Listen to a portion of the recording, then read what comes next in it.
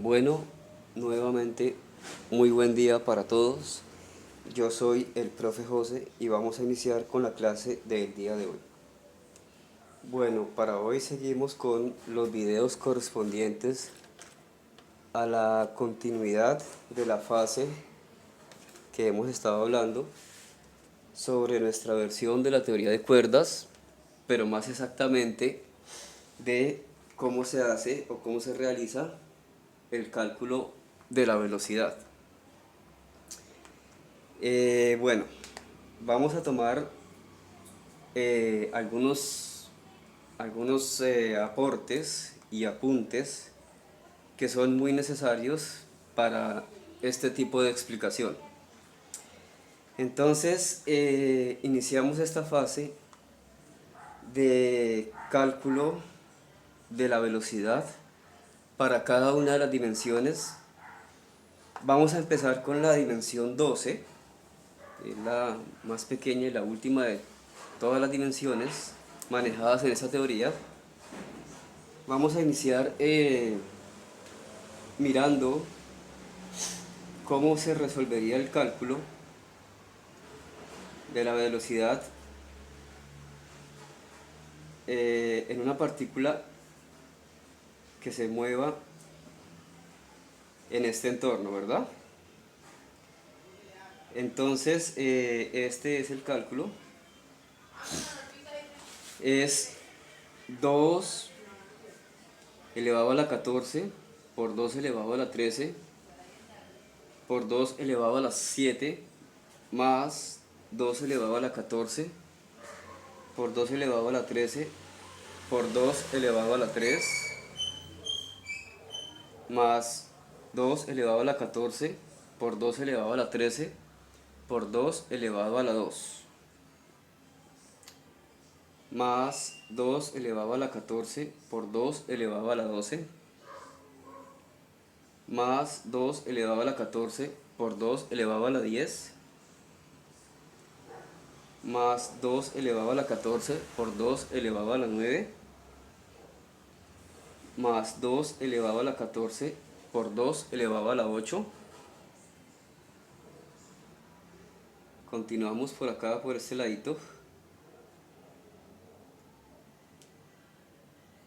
Más 2 a la 14 por 2 elevado a la 7 más 2 elevado a la 14 por 2 elevado a la cuarta más 2 elevado a la 14 por 2 elevado al cubo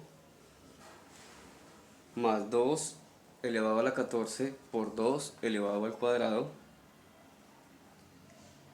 más 2 elevado a la 13 más 2 elevado a la 8 más 2 elevado a la 5 más 2 elevado al cubo. Bueno, esta sería pues la secuencia para poder calcular en términos mediados la velocidad a la que viaja o a la que viajaría una partícula en esta dimensión. Para este análisis y análogo de esta versión de esta teoría de cuerdas, bueno, se dice que para la teoría de cuerdas original, la partícula conocida o llamada como el taquión no existiría, pues debido a los cálculos que se realizan, etcétera, ¿verdad? No admite, mejor dicho, esa partícula, es demasiadamente hipotética, demasiado hipotética. Pues para nosotros, la verdad, sí, también es extremadamente hipotética, pero se puede resolver ese cálculo porque se afirma que dicha partícula es extremadamente rápida, muy rápida, más rápida que el fotón, mucho más rápida. Entonces aquí encontramos que según este cálculo,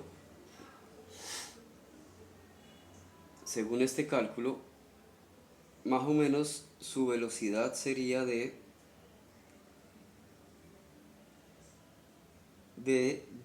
18.889.515.300 metros por segundo. Esa sería pues la anotación para la velocidad de dicha partícula. Reiteramos, todas las teorías afirman la existencia de esta partícula, pero reiteradamente no se cree mucho en su existencia, es muy hipotética, muy virtual. Bueno, llegando entonces a la conclusión de que, como vimos también en la primera partecita del video, aparentemente estas partículas tendrían la capacidad de viajar hacia el pasado. Por eso es que vimos por ahí la partecita del video donde aparece el dinosaurio, ¿sí? Bueno, aquí vamos a analizar un poquito la fórmula de Einstein. ¿Por qué? Porque de la fórmula de la relatividad, porque la teoría de cuerdas se basa, pues, es basada en la teoría de la relatividad, ¿verdad? Nosotros también igualmente nos basamos en dicha teoría. Pero vamos a hacer ciertas analogías y detalles de todo esto.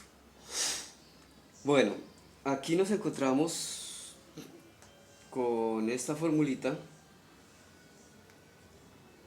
que es la fórmula para la energía con factor de Lorentz o factor de corrección. Decimos que esta parte solita, sin este factor, esto es lo que se le conoce como el factor de Lorentz, esta partecita, ya por ahí hemos visto mucho esta fórmula, es muy conocida, la fórmula para la energía de Albert Einstein, de la relatividad, ¿verdad? Sin embargo, esta fórmula, así sin este factor de Lorentz, está incompleta. ¿Por qué? Porque se determina que la energía es igual al producto de la masa de los cuerpos por la velocidad de la luz, ¿sí? Sería una velocidad, una energía límite, una energía, la mayor energía concentrada en un cuerpo. Eso significa esa fórmula. ¿Por qué? Porque sin este factor de Lorentz, esta energía es una energía potencial, no es una energía cinética, ¿sí? Es la probable energía, o mejor dicho, la energía que tiene esa partícula o ese cuerpo en reposo, en relativamente reposo, porque ya sabemos que ningún cuerpo realmente permanece en reposo. Pero bueno, a lo que nos interesa. Ya adicionándole esta partecita, el factor de Lorentz, las transformadas de Lorentz, ya se refiere a cuando dicho cuerpo se encuentra en movimiento, o sea, la energía cinética, la energía de cierto cuerpo en movimiento. Entonces, ¿qué pasa con esta fórmula? Se dice que la velocidad de la luz es el máximo o la máxima velocidad a la que se puede llegar. Y también se dice que la única partícula que puede llegar o mejor dicho, que tiene esa velocidad, perdón, es el fotón, la partícula de la luz. Bueno, vamos a suponer que tenemos este marcadorcito y lo lanzamos con tal fuerza que hipotéticamente logra alcanzar la velocidad de la luz. Entonces, este factor de Lorentz es el que nos ayuda a comprender el por qué ningún cuerpo en movimiento, por más rápido que vaya, no puede superar esa barrera natural, ¿verdad? La velocidad de la luz. Y ya ahorita un poquito más adelantico ya miraremos por qué. Por ahora tengan en cuenta esta fórmula. Ahora, se dice también que en cualquier intento por formular la teoría del todo, o una teoría del todo, es decir, que pueda unificar básicamente la relatividad con la mecánica cuántica, con la física de partículas, eh, esa teoría tiene que encajar perfectamente porque ambos sistemas, ambas teorías tienen que funcionar para cualquier fenómeno que suceda en el universo, ¿verdad? Tanto microscópicamente como macroscópicamente. Entonces vamos a resolver esta pequeña analogía. Se dice que hasta que no se encuentre esa afinidad entre esas dos teorías, la mecánica cuántica y la relatividad, para formar una teoría del todo, que finalmente pues eso es lo que parece que alcanza a hacer la teoría de las cuerdas, tanto la versión de nosotros como la versión actual, la versión que siempre se ha manejado, mejor dicho. Vamos a hacer lo siguiente y vamos a mirar de pronto el por qué no encajan estas dos teorías o no se ha podido realizar ese empalme entre las dos teorías. Según la relatividad y según esta fórmula que tenemos acá, si una partícula llegase a alcanzar la velocidad de la luz, incluso superarla, tendría que tener una masa imaginaria. Eso es algo muy, muy complejo para entender. Una masa o una energía imaginaria son entes muy complicados de entender, ¿sí? Además, que dicha partícula o dicho cuerpo viajaría hacia atrás en el tiempo. Ahora, ¿qué contexto tiene la mecánica cuántica? La mecánica cuántica se basa en los principios de las magnitudes naturales o magnitudes de Planck, que se conocen también como las magnitudes de Planck. Son magnitudes de longitud, tiempo, espacio, velocidad, bueno, en fin, todo eso. Pero son extremadamente pequeñas. Como vemos por acá, por este lado, por ejemplo,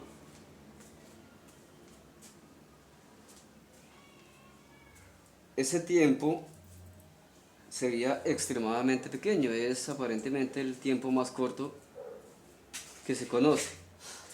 Tiene un valor de 5,39124 por 10 a la menos 44 segundos. Es muy, muy, muy pequeño. Inclusive es tan pequeño que en los experimentos actuales aún no se ha podido detectar un fenómeno que ocurra tampoco en ese tiempo tan pequeño, pero que aparentemente es el límite de tiempo.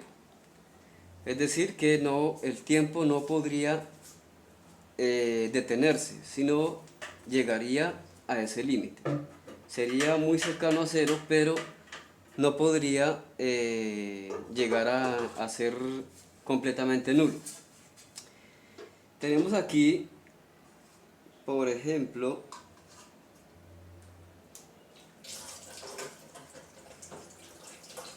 a ver qué se me perdió.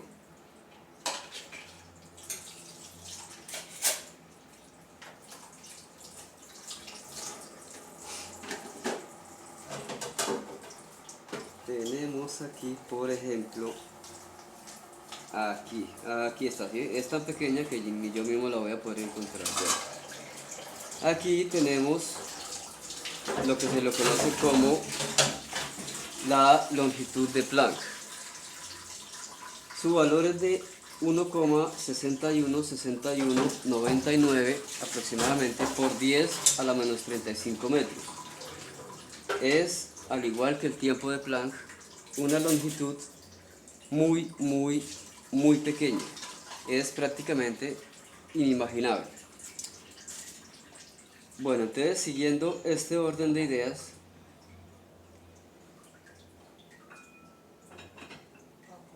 vamos a hacer hacer el siguiente análisis acá. Por ejemplo,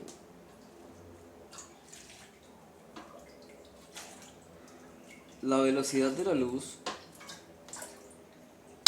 redondeada es de 3 por 10 a la 8 metros en un segundo. Si disminuimos el tiempo tanto que llegáramos a la escala de Planck,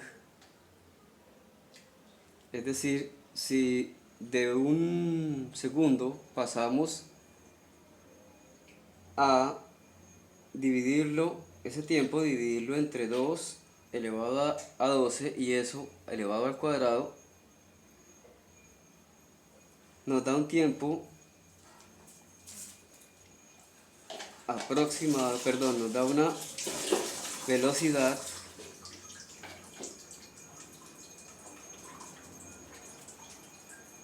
aproximada de 6.69022.356 por 10 a la 51 metros sobre segundo. Eso teniendo en cuenta que la longitud sigue siendo la misma que recorre la luz, ¿no? Ahora, si por el contrario multiplicamos esa longitud por ese mismo factor que dividimos el tiempo, nos daría una velocidad extremadamente alta de 1,24094.337 aproximadamente por 10 a la 95 metros. Es algo que es, digámoslo así, inimaginable. Bueno, en contraste a todo esto, ya con estas bases, vamos a explicar entonces lo que nos interesa. Aquí me faltó un pequeño detalle. Tenemos entonces que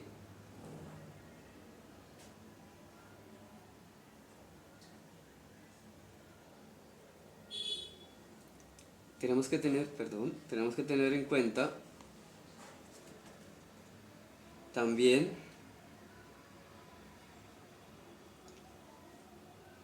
algo que se le denomina el efecto Cherenkov. ¿Qué presupone este efecto? En la naturaleza hay ciertos límites, ciertas barreras. Una de ellas es precisamente la velocidad de la luz, es una barrera natural. Así como la velocidad del sonido en el aire a 20 grados centígrados más o menos, que es de 340 metros sobre segundo, ¿sí? Era hace un tiempo, digámoslo así, una barrera natural. Sin embargo, el ser humano, con sus invenciones, con sus inventos, logró romper dicha barrera. Cuando diseñó los aviones supersónicos. ¿Sí?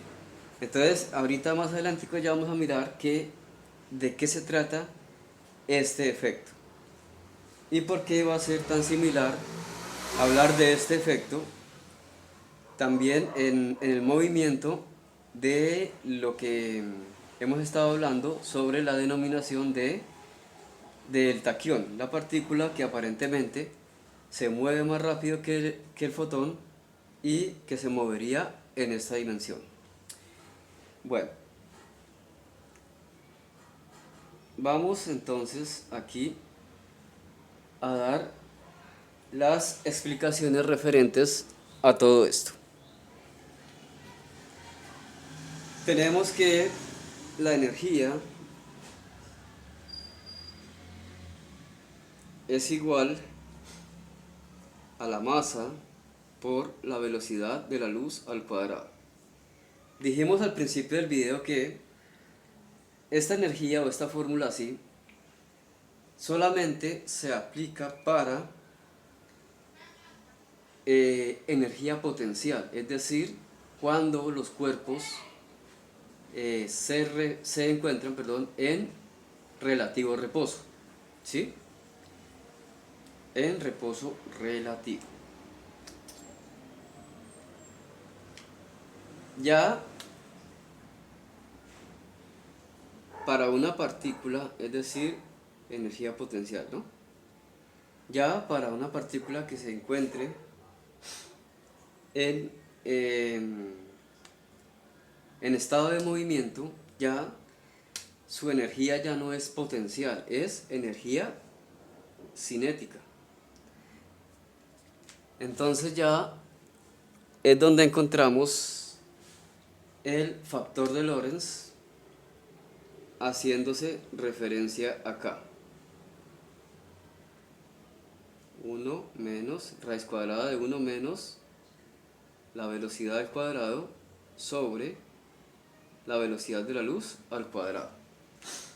Esta velocidad al cuadrado que encontramos acá es la velocidad a la que se encuentra moviéndose un objeto determinado, ¿verdad? Pero haciendo el respectivo análisis que conlleva la utilización de esta fórmula, si este cuerpo que va a una determinada velocidad v iguala o es igual a la velocidad de la luz, si llegase a alcanzar esa velocidad, mejor dicho, es decir, que tendríamos esto, tendríamos lo siguiente, ya su velocidad no sería ordinaria, sino que su velocidad llegaría a ser la de la luz, ¿verdad? Ahora, matemáticamente vamos a tratar de resolver esto. Muy bonito la explicación física y todo, pero vamos a ver qué sucede matemáticamente. Si ese cuerpo en movimiento con velocidad v llegase a alcanzar la velocidad de la luz, tendríamos esto así, ¿sí? Recordemos que si tenemos algo aquí en el denominador y algo aquí en el numerador que son iguales, eso es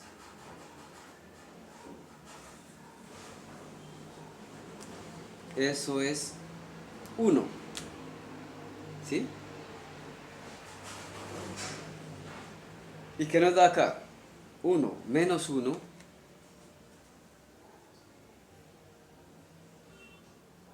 nos da 0. Y en consecuencia, la raíz cuadrada de 0 también es 0.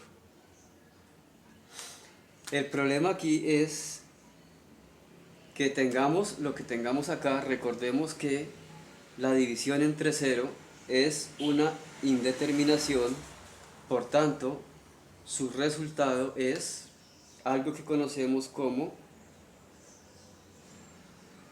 infinito. Lo que supone que dicho cuerpo en movimiento tendría que, necesitaría, mejor dicho, de una energía infinita para poderse mover a esa velocidad, a la velocidad de la luz, ¿sí? Y una energía infinita es algo muy difícil de asimilar, ¿verdad?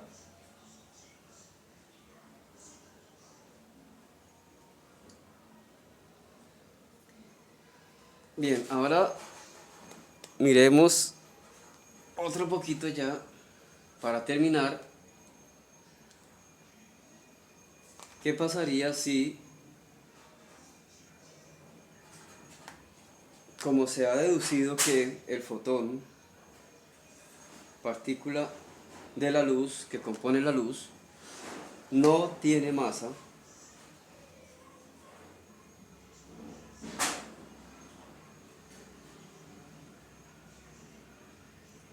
Vamos a ver cómo se comportaría la fórmula así como la tenemos.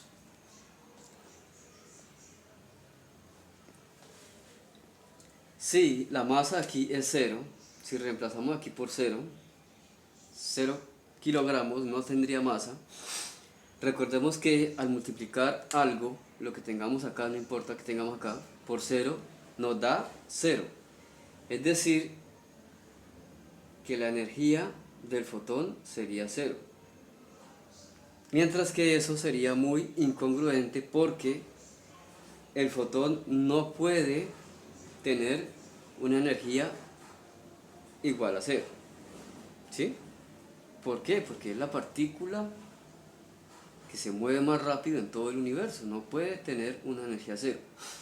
Si tiene una energía, digámoslo, necesita de una energía baja para poderse mover,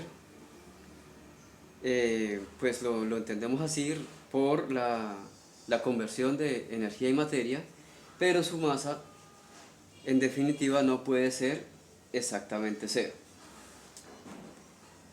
Bueno, de esto vamos a hablar con más detalle en el próximo video cuando disminuyamos un poquito más el uso de las dimensiones para dar la respectiva explicación de cómo es verdaderamente el comportamiento de los fotones. Pues bueno amigos, esto ha sido todo por la clase del día de hoy. Muchas gracias.